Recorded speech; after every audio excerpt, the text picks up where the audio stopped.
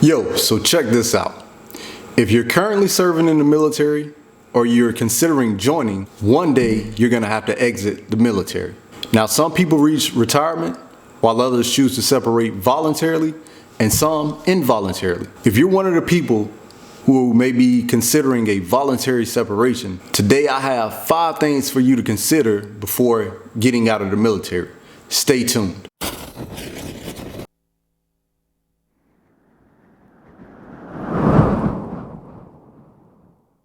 YouTube, welcome and welcome back.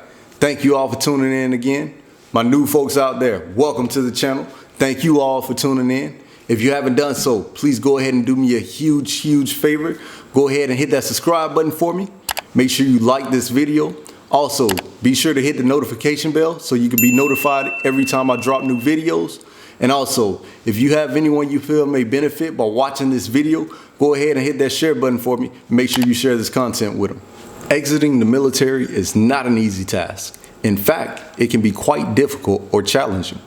Today, I'm here to share with you 5 things I think you should consider before you exit the military that may make your transition a lot smoother. Number 1, evaluate why you're getting out of the military. If you're within 12 to 24 months or even 36 months is even better, I want you to consider why you're getting out. Think about, is now the right time for you to get out? Because right now, this is what I want you to think about. You have a steady job, meaning you're not just gonna wake up one day and you're without a job. Unlike in the civilian workplace where you can have a job one day and it's gone the next with little to no reasoning of why you've been laid off or fired. Number 2, you have a steady paycheck or income, meaning you don't have to worry about where your next check is gonna come from, where your next meal is gonna come from, or how you're gonna pay your bills this month or next month because you have a steady income coming in at this time. Number 3, you have life insurance and health insurance. Let's say if something terrible happened to you and you needed to undergo some medical procedures. Well, you don't have to worry about the cost of your medical expenses because you have your health care that's gonna take care of that. Life insurance. Let's say tragedy struck and you suddenly passed away. Well, you don't have to worry about leaving behind a burden for your family. Your funeral arrangements are taken care of and the cost of your burial is taken care of. Next, education. If you decide to go back to school or you are currently going to school, then you don't have to worry about your tuition costs because your tuition cost is already covered. If you're on active duty, I'm not sure how it is for Guard and Reserve, but if you're on active duty, you don't even have to touch your Montgomery GI Bill or your post 9/11. You can go to school utilizing the tuition assistance program. Next, paid time off. Right now, you get paid time off. Let's say if you are stressed and you just needed to take a break. Well, you don't have to worry about taking some time off, because normally at a civilian job, if you took time off, then you wouldn't be getting paid. But in the military, if you take some time off, you don't have to worry about missing out on any income or any checks because you're covered.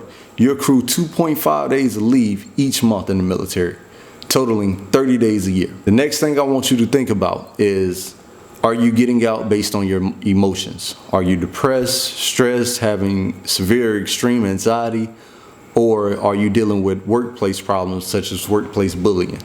So if you answer yes to either of those, I want you to consider this. Have you reached out for assistance in these areas? Because the military offers sources that can help you with stress, depression, anxiety, and workplace problems. If you're dealing with any of those, I would ask, have you filed an EO complaint, an IG complaint? Have you went and seen a chaplain? Have you talked to a wingman or battle buddy? Also, you can use external resources. Have you reached out to any of those? And if you haven't, I encourage you to do so. Do you just need a career change? Are you burned out with your job? Are you just fed up and you feel like you want to do something else? Well, then you don't necessarily have to get out because you can transition or change your job or career field and do something totally different, that may alleviate you from having those stressors in your life. Next on the list, if you have already just made up in your mind, you just absolutely decided that you can't do the military anymore and you're just absolutely going to get out, my next thing for you to consider is what's next. Are you going to start a business? Are you going to pursue another job? Are you going to pursue your education, or are you just going to be a bum? Well, I hope you chose one of the first three, because I hope you're not going to be a bum. If you think you're just going to get out and be a bum, you might want to stay in.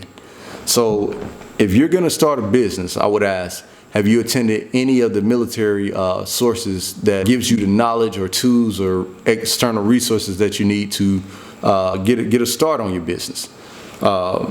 If you're going to pursue another job after you get out, have you created a solid resume? Have you had your resume reviewed? Have you created a LinkedIn profile and started building connections with people within the company you're deciding to apply for? Have you reached out to the employers, so they'll know who you are, or try to gain insight on the company and what it is that they're looking for? If you're pursuing an education, have you went to your education office and tried to enroll? Have you written a letter to the school, trying to get in? And nothing for a bum, because if you want to be a bum, just do nothing. So I strongly encourage that you consider those things. Also on the what's next, if you decide to get out, where you're going to live. If you're moving to a new state, where you're not a resident, have you looked up the minimum wage in the area within that state you're going to be living in? Have you looked up the unemployment rate? Have you looked up housing? If you're looking into housing, are you going to rent a house or are you going to buy a house? And if you're choosing to buy a house, do you have the recommended 20 to 25% of the down payment, to put down on the house, or the 20 to 25% of the housing costs as a down payment? Or if you're going to rent, do you have first and last month's rent saved up already? So think about those things under what's next. What are your goals next? What are you doing next? Where are you going? So know that. Number 3, what are your finances looking like?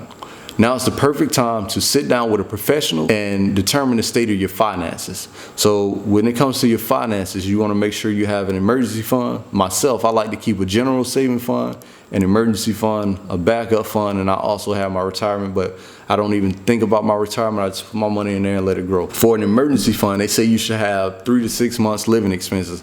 I'm not totally sure what it is due to the pandemic, but before, you want to have 3 to 6 months of living expenses. So think about that. And if you haven't, gotten a good solid emergency fund, how much time do you have remaining on your military contract to build that up? Do you have enough time, or should you extend before getting out? Next on the list, number 4, what are your goals, and do your goals align with the time you have remaining in the military? Right now, under what are your goals? Are your goals SMART? The acronym SMART means, are your goals specific? Are they measurable? Are they achievable? Are they realistic? And are they timely? So when you're creating goals when getting out of the military, just ensure that the goals match the time you have remaining, meaning that you can achieve those goals before getting out of the military. So set you some goals. So what you want to do is maybe if you have a job you're trying to pursue that needs certain certificates, requires you to meet certain requirements before, you're able to apply before getting the position. Use that time to try to get those certifications that you need for that job. And like we said with finances, if you have to meet some financial goals, create a financial goal list. Scrub your statements, make sure that you're not overspending. Cut spending costs, to try to meet your financial goals. Also, housing is a big thing when you try to exit the military. You're going to need somewhere to stay, so be looking at places to stay also during this time. I recommend that you sit down, if you have a spouse, your children, sit down with your spouse and your kids, and just go over these things with them, because number one, you want to include your spouse and your children, make sure they're comfortable with where you're going, because you don't want to get into an area where they're not comfortable and they're not happy. You want to satisfy everyone. Next on the list, number 5, are you really prepared? Let's say we were to sit down face to face and we covered everything we talked about previously. I asked you every question. And if you were able to generate a positive response to all of those questions, then you may be ready to get out of the military. If not, that doesn't necessarily mean that you're not ready. You just need to take more time and apply yourself so that you are ready when the time comes, so that you are able to answer those questions with a positive response. What I want you to think about here is there are a lot of homeless vets. In fact, a quick search on va.gov, I think it's called the point in time system. It keeps track of the number of homeless veterans. I think in 2019, if I remember correctly, we had over 37,000 homeless vets in the U.S. Not saying that you're going to be homeless, not trying to intimidate you. I just want you to know what happens and what could possibly happen. So you don't want to be homeless. I don't want you to be homeless. So I strongly encourage you again to carefully consider these 5 things before you exit the military. That's all I have for you. I hope you learned something. I hope I shared some valuable information that's going to help you with your transition. And I hope to see you being successful when you get out of the military. Thank you all for tuning in. I hope to see you all again. Peace.